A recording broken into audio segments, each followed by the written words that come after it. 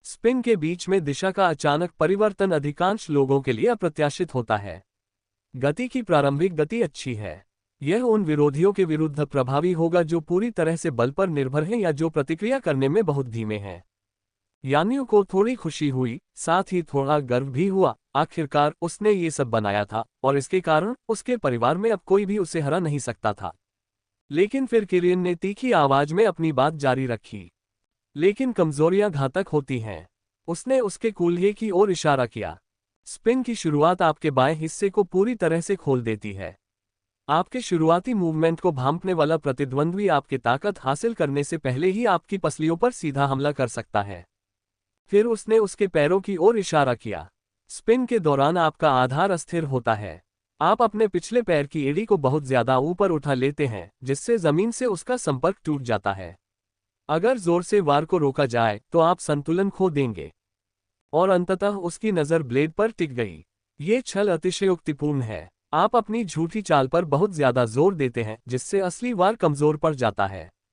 यह एक ऐसा वार है जो सुंदर दिखने के लिए किया गया है, मारने के लिए नहीं। फिर किरियन ने मूल मुद्रा अपना ली। भाला पकड़े हुए उसके पैर चट्टान की तरह मजबूत थे। ये तलवार तो नहीं थी, लेकिन किरियन ने इसे पहले ही अपने लिए ढाल लिया था। कुशलता गति की मितव्ययिता में है।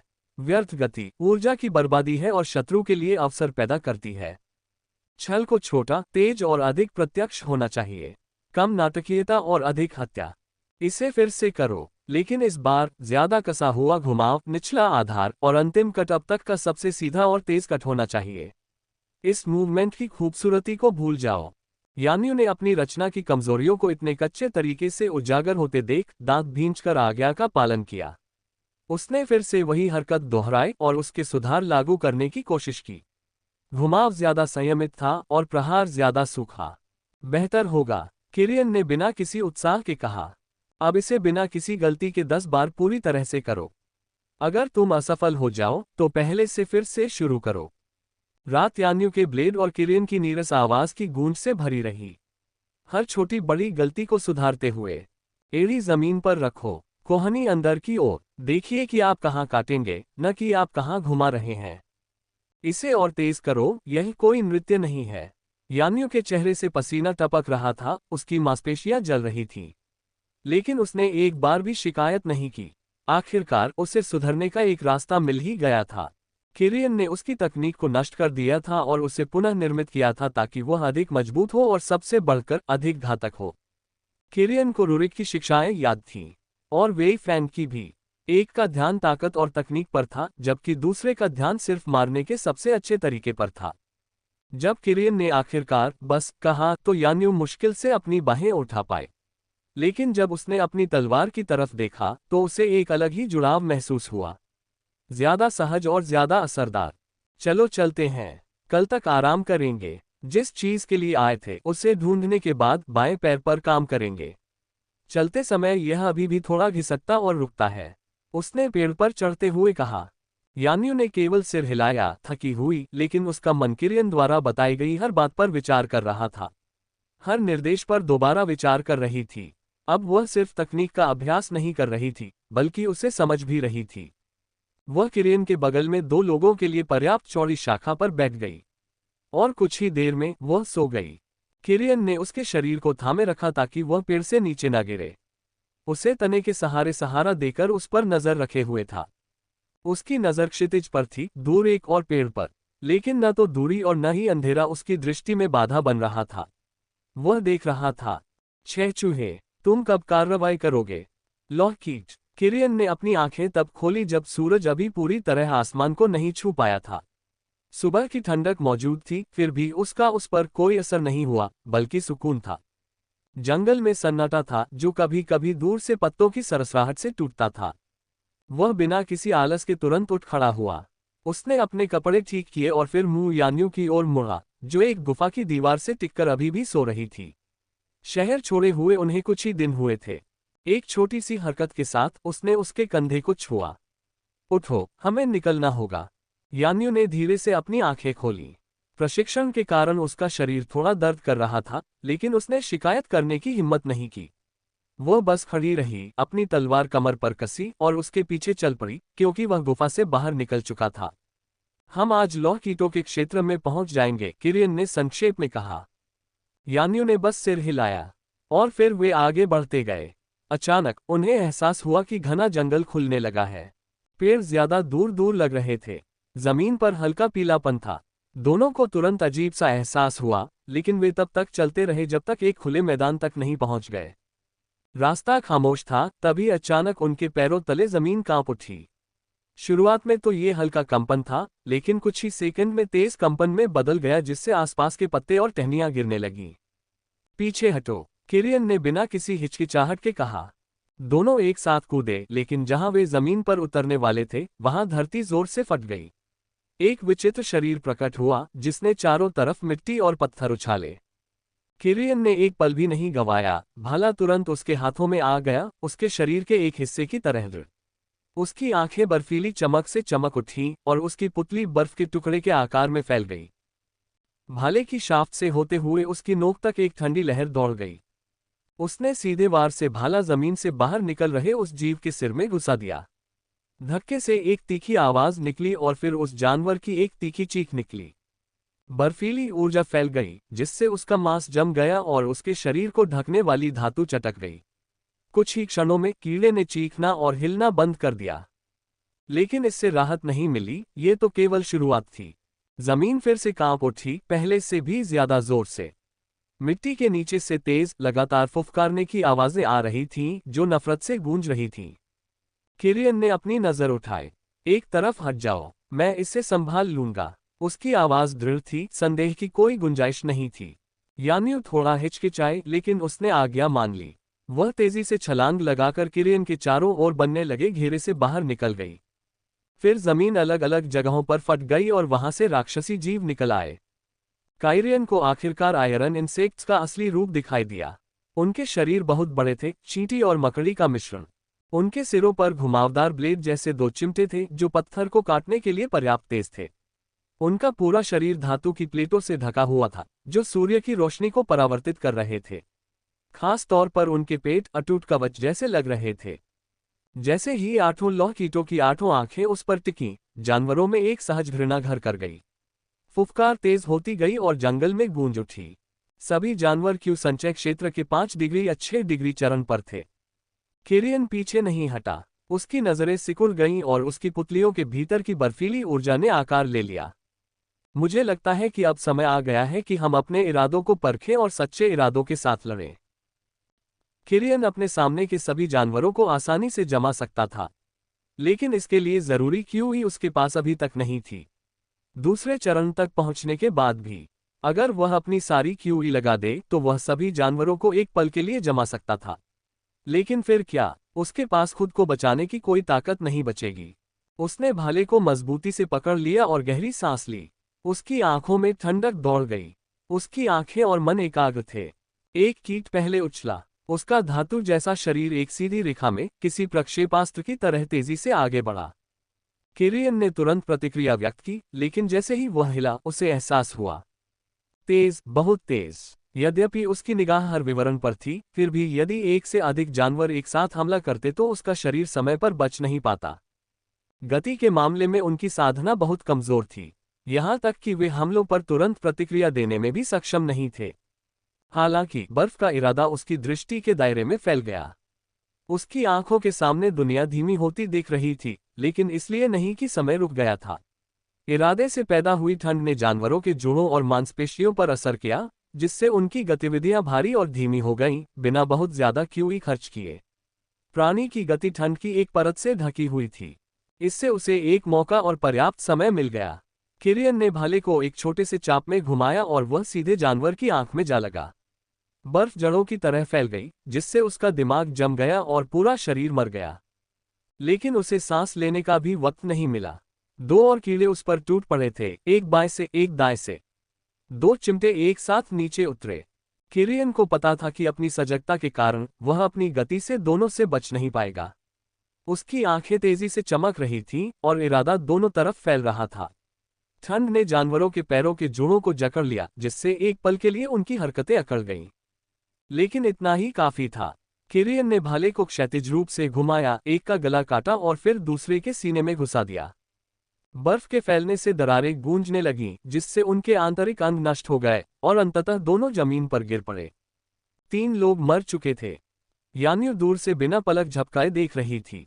ये देखते ही उसकी धड़कनें तेज हो गईं। वो मदद करना चाहती थी, लेकिन जानती थी कि वह सिर्फ एक जानवर को ही संभाल सकती है, और किरियन ने उसे वहीं रुकने को कहा था। आखिरकार उसे किरियन की ताकत पर भरोसा हो गया। बाकी 5 जानवर एक साथ उछल पड़े। उनके धातुई शरीरों के भार से जमीन हिल गई। फुफकार और भी तीखी लग रही थी। किरियन की आंखों में सब कुछ साफ था, हर हरकत, हर उठा हुआ पैर और चिमटे का सटीक कोण। उसने सब कुछ देखा, लेकिन ठीक से प्रतिक्रिया नहीं कर पाया। उसकी गति नाकाफी थी। अगर उसने सिर्फ अपना शरीर हिलाने की कोशिश की तो पलक झपकते ही उसे छेद दिया जाएगा। किरियन की आंखें थोड़ी चौड़ी हो गईं। ठंडक फैल गई। वह जानता था, अकेले वह इतने सारे कोनों से नहीं निपट सकता था, लेकिन अपने इरादे से वह ऐसा कर सकता था। पहला चिमटा उसकी ओर गिरा। किरियन ने भाला उठाया, बाल बाल बचते हुए, और उसकी नोक कीड़े के पेट में घुसा दी। ठंड धातु से होकर अंदर तक पहुंची और जमी हुई देह ढह गई। 2 जानवर उसके ठीक पीछे आए, एक आगे एक पीछे। किरियन तुरंत घूम गया, जिससे ठंड हवा में अदृश्य ब्लेड की तरह फैल गई। उसके पैर उतने तेज नहीं थे, लेकिन बर्फ की ताकत से पैदा हुई क्षणिक कठोरता ने उसे एक रास्ता दे दिया। भाला हवा को चीरता हुआ एक आंख में घुस गया, खोपड़ी में घुस गया। एक दरार गूंजी और वह जीव गिर पड़ा। एक और भाला उस पर लगभग टूट पड़ा था, उसके पंजे कुचलने को तैयार थे। किरियन ने अपना शरीर झुकाया, भाला उसके कंधे से छू गया और उसने ऊपर की ओर वार करने के लिए जगह पकड़ ली। भाले की नोक उसके गले में घुस गई और बर्फ जानवर के अंदर फैल गई, जिससे वह जम गया। 2 बच्चे, वे एक साथ घातक तालमेल में आगे बढ़े। किरियन ने दांत पीसते हुए अवरोध में सीखी हुई सारी समझ को जोर से इस्तेमाल किया। सिर्फ बर्फ बनाने के लिए नहीं, उसने अपनी आंखों से अपने इरादों की सारी ठंडक को अपने आसपास की हवा और जगह में भरने के लिए मजबूर किया। इस ठंडक का इस्तेमाल उसकी दृष्टि में हर चीज की लय और गति को नियंत्रित करने के लिए किया गया। जानवर जो पहले बहुत तेज थे, धीमे हो गए। वह आगे बढ़ा। 3 छोटे और सटीक वार। आंखें फटी हुई, 2 दिमाग जमे हुए। 2 शरीर जमीन पर जोर से गिरे। मैदान में सन्नाटा छा गया। वातावरण ठंडा था, और जब किरियन ने अपनी क्यूई का इस्तेमाल बंद कर दिया, तो बर्फ तेजी से पिघल गई और खून टपकने लगा। किरियन ने गहरी सांस ली, भाले को कुछ सेकंड तक स्थिर रखा, फिर आखिरकार अपने कंधों को ढीला छोड़ा। उसकी आंखें, जिनमें अभी भी हल्की बर्फीली चमक थी, सिकुड़ गईं। हाँफते हुए भी मुस्कुरा रहा था। किरियन अपने आसपास की दुनिया को भूल गया, क्योंकि युद्ध की तस्वीरें उसके दिमाग में साफ घूम रही थीं। मैंने हमेशा बर्फ बनाने और क्यूई को ईंधन के रूप में इस्तेमाल करके उसे नियंत्रित करने के इरादे का ही इस्तेमाल किया है, लेकिन इसके लिए बहुत ज्यादा क्यूई की जरूरत होती है। सिर्फ कच्ची बर्फ बनाने के बजाय बर्फ के इरादे का इस्तेमाल करके चीजों को धीमा करना, रोकना और कुछ देर के लिए स्थिर या धीमा करना फिलहाल इरादे का सबसे अच्छा तरीका है। मैंने जो क्यूई इस्तेमाल की थी वह बहुत कम थी, उसने मुठियां भींचते हुए सोचा। तभी उसे वह क्षण याद आया जब कीड़े इतनी तेजी से आगे बढ़े थे कि वह उनसे बच नहीं सके। अगर यह सिर्फ गति के कारण होता तो वह गंभीर रूप से घायल हो सकता था या इससे भी बुरा हो सकता था। किरियन को आखिरकार समझ आ गया कि किसी दुश्मन को बनाने या उसे पूरी तरह से जमा देने के लिए भारी मात्रा में क्यूई खर्च करना बेकार होगा। इस इरादे के लिए किसी क्रूर बल की जरूरत नहीं थी। यह इरादा पर्यावरण या लक्ष्य पर बर्फ की प्रकृति के एक तरह के अधिकार की तरह काम करता था। उसकी दृष्टि में जो कुछ भी था, उस पर ठंड थोपने की एक क्षणिक कठोरता ही काफी थी। यदि उसका भाला शत्रु के पास जाकर उसे छू लेता तो शीत ऊर्जा के लिए सीधे शरीर पर कब्जा करना आसान हो जाता। वह हल्का सा मुस्कुराया। वह लाशों को अपनी अंगूठी के पास ले जाकर झुक गया। इस बीच यान्यू अविश्वास से खड़ी रही। बिना और इंतजार किए वह दौड़कर उसके पास गई। यान्यू किरियन की ओर दौड़ी। अभी अभी जो कुछ उसने देखा था उससे उसका दिल अभी भी तेजी से धड़क रहा था।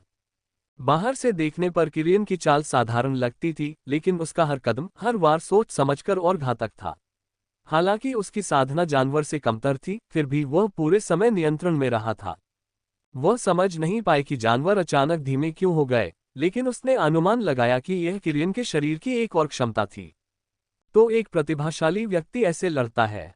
मुझे लगता है कि चाहे मैं कितनी भी कोशिश कर लूं, हमारे बीच हमेशा एक रेखा रहेगी, आम लोगों और चुने हुए लोगों के बीच, जैसे अलग अलग दुनिया में रह रहे हों। उसने मन ही मन सोचा। उसे ईर्ष्या नहीं हुई, बस यह एहसास था कि भाग्य थोड़ा अन्यायी है। लेकिन अगर वह उसकी बराबरी नहीं कर पाती तो भी वह किरियन से सीखी हर बात का इस्तेमाल करेगी। और फिर वह वरदान तलवार संप्रदाय में प्रवेश करेगी। किरियन ने सभी कीड़ों के शवों को अपनी अंगूठी में समेट लिया था। उसकी सांसें फिर से शांत हो गईं। वह यान्यू का इंतजार करते हुए स्थिर खड़ा रहा, बिना किसी चोट के, बिना किसी थकान के। हालांकि उसने ये सब करने में अपनी आधी से ज्यादा ऊर्जा खर्च कर दी थी, फिर भी वह फिर से शांत ठंडे चेहरे पर था। यान्यू ने अपनी मुठ्ठियां भींच लीं। उसे खुद को ये भी साबित करना था कि पिछले कुछ दिनों में उसमें सुधार हुआ है। फिर किरियन ने उससे कहा कि वे अपनी क्यूई को पुनः प्राप्त करने के लिए थोड़ी देर आराम करेंगे। उसके बाद वे उस क्षेत्र की ओर चल पड़े जहां यान्यू का मिशन बता रहा था। उन्हें वो चीज मिलने में ज्यादा समय नहीं लगा जिसकी उन्हें तलाश थी। पेड़ों की ऊंचाई से उन्हें शाखाओं के टूटने की आवाज सुनाई दी। जिस जानवर का वे शिकार कर रहे थे वो वहीं था। एक गहरी दहाड़ गूंजी। एक चतुर्भुज वानर सबसे ऊंचे तने से उछला। जानवर के पूरे शरीर पर भूरे रंग के बाल और निशान थे। उसकी लाल आंखें उन दो लोगों पर टिकी हुई थीं जिन्होंने उसके घर पर आक्रमण किया था। किरियन कुछ मीटर पीछे रुक गया, उसका आगे बढ़ने का कोई इरादा नहीं था। वह पूरी तरह से तुम्हारा है, उसने सरलता से कहा। यान्यू ने गहरी सांस ली। उसकी उंगलियां तलवार की मूठ पर कस गईं। उसे याद आया कि किरियन ने क्या हरकतें सुधारी थीं। उसकी नजरें उस जानवर पर टिक गईं। क्यूई उसके शरीर में दौड़ गई। यह एक ऐसा जानवर था जिसकी ताकत क्यू संचय क्षेत्र के 6 डिग्री स्तर के बराबर थी। अगर यह पहले होता तो उसे ऐसे जानवर का सामना कभी नहीं करना पड़ता। वह भाग जाती और किसी कम ताकत वाले जानवर को ढूंढ लेती। लेकिन आज नहीं। बंदर ने पहले हमला किया। 4 भुजाएं हथौड़े की तरह नीचे आईं। यान्यू धूल उड़ाते हुए एक तरफ लुढ़क गई। जानवर की एक भुजा उसके बगल की जमीन पर इतनी जोर से लगी कि जमीन फट गई। फिर वह झपटी और अपनी तलवार उस जानवर के पार्श्व भाग पर मारी। घाव गहरा तो नहीं था, पर खून बह निकला। वानर दहाड़ा, अपनी बाकी 3 भुजाएं घुमाते हुए। यान्यू ठीक समय पर पीछे हटी, उसका ब्लेड ऊपर उठा, एक बाल से विक्षेपित। इस आघात से उसकी हड्डियां तक कांप उठीं। लेकिन वह अडिग रही, पहले से भी ज्यादा मजबूत। वह आगे बढ़ी, अब पीछे नहीं हटी जैसा कि वह हमेशा करती थी। जानवर फिर आया, और भी ज्यादा गुस्से में। यान्यू ने सही मौके का इंतजार किया। जब दोनों ऊपरी बाहें नीचे आईं, तो वह आगे की ओर झुक गई और हमले के नीचे फिसल गई। उसका कंधा बंदर के पेट से टकराया, जिससे पल भर के लिए उसका संतुलन बिगड़ गया। उसकी तलवार चमक उठी। जानवर की गर्दन के एक तरफ एक वार हुआ। दहाड़ तेज हो गई, अब दर्द भी हो रहा था। यान्यू कुछ कदम पीछे हटी, उसकी सांस फूल रही थी, लेकिन उसके चेहरे पर मुस्कान थी। बंदर में अभी भी ताकत थी, लेकिन खून तेजी से बह रहा था। वह शांत रही। उसके मन में किरियन के शब्द बार बार दोहराए गए। मौका मिलते ही पहले से अनुमान लगा लो, नियंत्रण करो और सटीक वार करो। कुछ और मिनटों तक उसे छलांगे लगानी पड़ी और छकाना पड़ा, तब जाकर उसे निर्णायक मौका मिला। वानर ने दोनों हाथ ऊपर उठाए, एक करारा वार करने की तैयारी में। यान्यू ने तेजी से कदम बढ़ाया और एक ही तेज कदम आगे बढ़ाते हुए उसकी तलवार वानर के दिल में घुस गई। भारी शरीर एक धमाके के साथ ढह गया, जिससे सूखी पत्तियां बिखर गईं।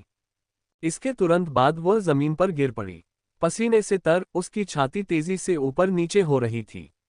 उसकी क्यूई लगभग पूरी तरह से खत्म हो चुकी थी, लेकिन उसके चेहरे पर मुस्कान थी। उसने सचमुच अपने से अधिक शक्तिशाली जानवर से लड़ाई की थी और उसे हरा दिया था। यह मुश्किल था, लेकिन वह जीत गई थी। उसने वाकई सुधार किया था। किरियन चुपचाप पास आया, बस देखता रहा। यान्यू ने उस पर मुस्कुराया, उसके पसीने से तर चेहरे पर सचमुच एक मूर्खतापूर्ण मुस्कान थी। मैंने ये किया है। किरियन ने कोई जवाब नहीं दिया। वह जवाब दे भी नहीं सकता था, क्योंकि उसकी परिधीय दृष्टि में कुछ ऐसा था जिसने उसे मुड़ने पर मजबूर कर दिया था। तभी जंगल से कुछ चमकता हुआ दिखाई दिया। हवा में एक सीटी की आवाज गूंजी। दूर से चला एक तेज तीर जंगल को चीरता हुआ सीधा किरियन के सिर की ओर बढ़ा। उसने अपनी गर्दन को केवल थोड़ा सा बाईं ओर झुकाया। तीर हवा को हिंसक रूप से चीरता हुआ बाल भर के अंतर से गुजर गया। वह अपना रास्ता जारी रखता रहा, एक मोटे पेड़ के तने को भेदता हुआ एक साफ छेद बनाता गया, और तभी रुका जब वह पीछे एक अन्य पेड़ में गहराई तक धंस गया। यान्यू की आंखें चौड़ी हो गईं, वह बहुत चौंक गया। हालांकि किरियन ने अपनी भौहें सिकोड़ लीं। उसने अपनी नजर उस तरफ उठाई जहां से तीर आ रहा था। अब उनकी उपस्थिति उसके लिए अजनबी नहीं रही। पेड़ों के बीच संघ के 6 भाड़े के सैनिकों का समूह प्रकट हुआ। वही चूहे जो हमेशा उनका पीछा करते रहते थे, हाथों में हथियार लिए। वे तो बस एक मौके की तलाश में थे। लेकिन कुछ अलग था। काइरियन ने तुरंत गौर किया, आज 6 नहीं थे, एक और आदमी आया था। उसने इस आदमी को न तो गिल्ड में देखा था और न ही पिछले दिनों में जब उसका पीछा किया जा रहा था। क्या वे हमला करने से पहले इस आदमी के आने का इंतजार कर रहे थे? क्या वह उनका नेता है? एक 7वां आदमी था। वह सबसे आगे खड़ा था, लंबा, कलाई तक पहुंचता हुआ भूरा लबादा पहने हुए। किरियन ने उसकी आंखों में ठंडक देखी। किरियन को उसकी ताकत का एहसास हुआ। वह क्यू संचय क्षेत्र के 7 डिग्री चरण पर था। निश्चित रूप से वह अब तक काइरियन का सबसे मजबूत प्रतिद्वंद्वी होगा। किरियन ने अपनी ठुड्डी ऊपर उठाए और बिना किसी हड़बड़ी के उस आदमी को देखा। यान्यू खड़ा हो गया। लड़ाई के बाद भी उसकी सांसें तेज चल रही थीं। हाथ में तलवार लिए किरियन आगे बढ़ा और उसे अपने शरीर से ढक लिया। उसने तुरंत उन आदमियों की नजरें देखीं। उनमें से सबसे ताकतवर, उनका नेता, पूरी तरह से अपने हाथ पर केंद्रित था, अंतरिक्षीय वलय पर। अन्य लोग, जो पहले से ही जानते थे कि अंगूठी उनके पास नहीं आएगी, यान्यू को देख रहे थे मानो वह उनके लिए एक उपहार हो। किरियन ने उनके हाव भाव देखे और उसके चेहरे पर हल्की सी घृणा फैल गई। तुम क्या चाहते हो? तुम जानते हो कौन? यान्यू अपने परिवार के बारे में बात करने ही वाली थी कि किरियन ने उसे बीच में ही रोक दिया। अपनी सांसें बर्बाद मत करो। हम चाहे कुछ भी कहें, वे हमें बिना लड़े जाने नहीं देंगे। उसने सातों की ओर कुछ कदम आगे बढ़ते हुए कहा। क्या ये सही नहीं है, चूहों? किरियन ने उन्हें घूरते हुए ऊंची आवाज में पूछा। भाड़े के सैनिकों ने नाराज होकर भौहें चढ़ाईं। लेकिन नेता ने किरियन की तरफ देखा और जोर से हंसा। तुम सच में एक चतुर युवक हो। नहीं, चतुर शब्द सही नहीं है। अपनी दौलत का इस तरह ढिंढोरा पीटना बिल्कुल भी चतुराई नहीं है, बेटा। मुझे उम्मीद है कि तुम सीखोगे और इस सबक को अपने अगले जन्म में भी अपनाओगे, उस आदमी ने कहा और वह भी आराम से किरियन की ओर चलने लगा। प्रत्येक कदम लापरवाह, अत्यधिक लालच और भारी आत्मविश्वास से भरा हुआ। यान्यू आगे बढ़ी और किरियन की आस्तीन पकड़ ली। वह कुछ कहने ही वाली थी कि उसकी ठंडी, दृढ़ निगाहें देखकर, बिना किसी डर के, उसने अपनी बात छोड़ दी और मुंह से निकल गई। किरियन ने उसकी चिंता को भांपते हुए उसकी ओर देखा। बस थोड़ा इंतजार करो, मैं जल्दी खत्म करूंगा, किरियन ने यान्यू को आश्वस्त करते हुए कहा। फिर मुड़ा, शांति से चलने लगा। उसकी आंखें बंद हो गईं और उसके होठों पर मुस्कान तैर गई। मैंने आंखों और बर्फ की नीयत का काफी परीक्षण कर लिया है। शायद अब समय आ गया है, सचमुच, जिसके लिए मैंने 10 साल तक प्रशिक्षण लिया है। उसकी पुतली तेजी से खिसक गई। बर्फ के टुकड़े के आकार की परितारिका गायब हो गई, सिकुड़ गई। आसमानी नीलापन फीका पड़ गया, उसकी जगह गहरा किरमिजी लाल रंग आ गया। जब उसने फिर से अपनी आंखें खोली तो उसे 7 आदमी दिखाई नहीं दिए। उसके सामने केवल 7 दिल धड़क रहे थे, रक्त का इरादा। किरियन ने अपनी आंखें खोली। कदमों की आहट ने जंगल का सन्नाटा तोड़ दिया। आसमानी नीला रंग गहरे लाल रंग में बदल गया और जो ठंडी रोशनी कभी फैल रही थी, उसकी जगह एक दमघोंटू, लगभग दम घोंटने वाली चमक ने ले ली। आगे चल रहे 7 आदमी एक क्षण के लिए रुक गए। जैसे ही उन्होंने उन आंखों में देखा, सहज ही उन सभी की रीढ़ में सिहरन दौड़ गई। किरियन उनमें से किसी के साथ भी समय बर्बाद नहीं करना चाहता था। उसके दोनों डेंटियन में क्यूई बहुत ज्यादा मात्रा में जल रही थी, तेजी से घूम रही थी। उसकी दृष्टि विकृत हो गई। दुनिया गायब हो गई, केवल वही बचा जो धड़क रहा था, जो प्राण ऊर्जा से कंपन कर रहा था। रक्त पुरुष। अब किरियन अपने दुश्मनों को ऐसे ही देख रहा था। मांस, हड्डियां और मांसपेशियां सब गायब हो गईं। बस रह गए धड़कते दिल, धड़कती नसें और हर एक के सार में बहती लाल नदियां। किरियन के पीछे यान्यू को एक अजीब सी ठंडक महसूस हुई। उसके कानों ने अचानक कुछ अजीब सा सुना। एक धीमी, दबी हुई आवाज, मानो वो सिर्फ एक भ्रम हो। प्रहार प्रहार। वह उलझन में पड़कर पलकें झपकाने लगी। प्रहार प्रहार। आवाज धीरे धीरे बढ़ती गई। यह बाहरी नहीं थी, यह एक आंतरिक आवाज थी, मानो यह उसके अपने सिर के अंदर हो। कुछ ही सेकंड में वह धड़कन इतनी तेज हो गई कि हर कोई उसे सुन सका। समूह का नेता रुक गया और सातों ने एक दूसरे की ओर देखा। उनके चेहरे पर तनाव था। Thump thump, thump thump. हर धड़कन मानो हवा में गूंज रही थी। लेकिन ये सिर्फ आवाज नहीं थी, ये उनके दिल थे, जो इतनी जोर से धड़क रहे थे कि उन्हें लग रहा था मानो फट जाएंगे। यह क्या बकवास है? उनमें से एक आदमी अचानक अपनी छाती पकड़ते हुए चिल्लाया, मेरा दिल, ये तेजी से धड़क रहा है। एक और अचानक अपने घुटनों पर गिर गया, क्यूई उसके शरीर में उन्मत्त रूप से घूम रहा था क्योंकि वह इसे रोकने की कोशिश कर रहा था। तुम क्या कर रहे हो कमीने? नेता ने अपनी भौहें सिकोड़ ली, उसकी निगाहें किरियन पर टिकी थीं। लेकिन किरियन ने कोई जवाब नहीं दिया। उसकी लाल आंखों में बस एक गहरी ठंडक झलक रही थी और उसकी लाल चमक और भी तेज होती जा रही थी और उसके डेंटियन की क्यूई और भी तेज होती जा रही थी। पुरुषों ने अपनी क्यूई से अपने हृदय को स्थिर करने की कोशिश की, अपनी ऊर्जा सीधे अपनी छाती में भेजी। लेकिन ये बेकार था। किरियन का रक्त पर नियंत्रण एक ऐसा अधिकार था जिसे वे समझ नहीं पाए। धप धप धप धप धप, आवाज बहरा कर देने वाली, पागल कर देने वाली हो गई। गति बढ़ गई, बल बढ़ गया और फिर अंत आ गया। धीमी आवाज में विस्फोट की आवाज गूंज उठी। आह! जंगल में चीखें गूंज उठी, जैसे एक साथ 6 दिल फट गए हों। आंखों, मुंह, नाक और कानों से खून बह रहा था। लाल रंग की नदियों की तरह बह रहा था, घास पर दाग लगा रहा था। उनके शरीर एक पल के लिए कांप उठे, फिर जमीन पर गिर पड़े। सन्नाटा छा गया, बस एक आखिरी धड़कन की आवाज से टूटा, नेता का। वह जिंदा रहा। उसकी उभरी हुई नसें और माथे से बहता पसीना ये दर्शा रहा था कि वह अपनी क्यूई से अंत को अक्षुण्ण बनाए रखने के लिए कितना बेताब प्रयास कर रहा था। उसकी निगाहें भय से काइरियन पर टिकी थीं। राक्षस, तुम एक राक्षस हो। वह ये कहते हुए एड़ियों पर घूम गया और पूरी निराशा में चिल्लाते हुए भाग गया। राक्षस, शापित राक्षस। उसकी गति ऐसी नहीं थी जिसे काइरियन पकड़ सके, लेकिन जब उसके पैर अपने मातहतों के खून से सनी जमीन पर पड़े तो कुछ बदल गया। वो तरल जो कभी सिर्फ बहता था अब ऊपर उठ रहा था, बूंद बूंद, मानो उसमें अपना जीवन हो। एक क्षण में हवा में दर्जनों रक्त सुइयां बन गईं। उस आदमी के पास प्रतिक्रिया करने का कोई समय नहीं था। सुइयां उसके शरीर में आर पार चुभ गईं। उसकी क्यूई पूरी तरह से उसके हृदय पर केंद्रित थी, बाकी सब असुरक्षित। रक्त उसकी नसों, अंगों और हड्डियों को चीरता हुआ बह रहा था। उसकी आंखें चौड़ी हो गईं और उसके मुंह से खून की एक आखिरी फुहार निकली, जिसके बाद उसका शरीर निश्चल होकर जमीन पर गिर पड़ा। किरियन ने आह भरी, उसकी लाल आंखें अभी भी चमक रही थीं। इससे कोई फर्क नहीं पड़ता कि वह नश्वर है या साधक, लालच हमेशा इंसान को मारता है। किरियन बुदबुदाया। उसके पीछे यान्यू बिल्कुल निश्चल थी। उसके होंठ कांप रहे थे, उसकी आंखें चौड़ी हो गई थीं। उसका शरीर अनजाने में एक कदम पीछे हट गया, उसे इसका एहसास भी नहीं हुआ। किरियन उसकी ओर मुड़ा। उसके चेहरे पर सदमा साफ दिखाई दे रहा था। वह कुछ क्षणों तक चुपचाप उसे देखता रहा, फिर कुछ धीमे कदम उसकी ओर बढ़ा। क्या तुम मुझसे डरते हो? किरियन की आवाज शांत लग रही थी। यान्यू ने गहरी सांस ली और अपने हाथों के कंपन को नियंत्रित करने की कोशिश की। यह बस एक चूक थी। हाँ, एक चूक। उसने मुस्कुराने की कोशिश की, हालांकि उसकी आवाज में थोड़ी हिचकिचाहट थी। मैं जानता हूं कि आप राक्षसी मार्ग के साधक नहीं हैं।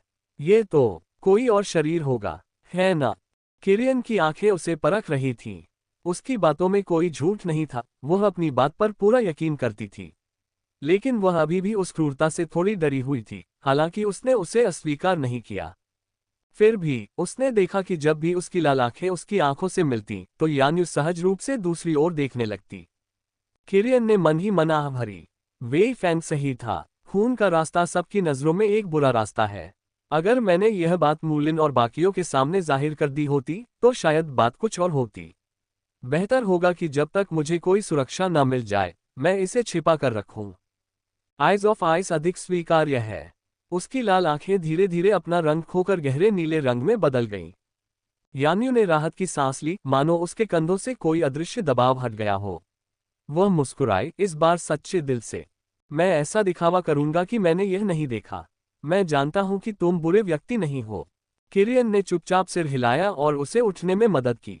इसके बाद वह यान्यू द्वारा पराजित 4 भुजाओं वाले बंदर के शरीर के पास गया और उसे अपनी अंगूठी में रख लिया। फिर जब वे दोनों पुरुषों की लाशों के पास गए तो यान्यू बोला, उनकी प्लेटें हटा दो, उन्हें गिल्ड के पास ले जाओ और बताओ कि क्या हुआ। भले ही गिल्ड किसी को दूसरी ताकतों से सुरक्षा न दे, लेकिन वे भाड़े के सैनिकों को एक दूसरे को मारने की इजाजत नहीं देते। जब ऐसा होता है तो वे अपराधियों को पकड़ने या उनका खात्मा करने वालों को इनाम देते हैं। किरियन जल्दी से झुका, उन्हें एक एक करके उठाया, 6 लोहे की प्लेटें इकट्ठी की और आखिर में नेता की कांसे की प्लेट। उसने उन सबको अपनी अंगूठी में रख लिया। 7वें चरण के साधक के शरीर की तलाशी लेते हुए उसे उसकी कमर से बंधी एक थैली मिली। उसके अंदर 10 निम्न श्रेणी के स्पिरिट स्टोन और एक साधारण किताब थी। किरियन ने इसे खोला। यह एक बुनियादी साधना तकनीक थी। ये केवल क्यू संचय क्षेत्र के शिखर तक ही सीमित थी। मेरे लिए तो बेकार है, पर बेचा जा सकता है। वे सचमुच गरीब थे। फिर उसने उसे रख दिया। सब कुछ समेटकर किरियन खड़ी हो गई। यानियो पहले से ही इंतजार कर रही थी, उसकी सांसें स्थिर थीं और चेहरा शांत। डर गायब हो चुका था। चलो शहर वापस चलते हैं, उसने संक्षेप में कहा। किरियन ने सिर हिलाकर सहमति जताई और फिर दोनों चले गए। पीछे लाशें और खून की धातु जैसी गंध जंगल में अभी भी तैर रही थी। उनके जाने के बाद जल्द ही जानवर किसानों की लाशों पर दावत करने के लिए इकट्ठा हो गए, जो किसी भी जानवर के लिए एक बढ़िया भोजन हो सकता था। मैदान में फिर से लड़ाई शुरू हो गई। तभी अचानक सभी जानवरों को एक अजीब सी घबराहट हुई और वे लाशों के बारे में सोचे बिना बेतहाशा भाग खड़े हुए। तभी एक पूरी तरह से काली छाया उभरी। एक पल में सभी लाशें उसमें समा गईं। ऐसा लग रहा था जैसे वह आकृति तेजी से बढ़ती गई और खून की सारी बूंदें गायब होते ही गायब हो गई। सिर्फ उन जगहों के निशान बचे थे जहां लाशें पड़ी थीं। इसके बाद जंगल में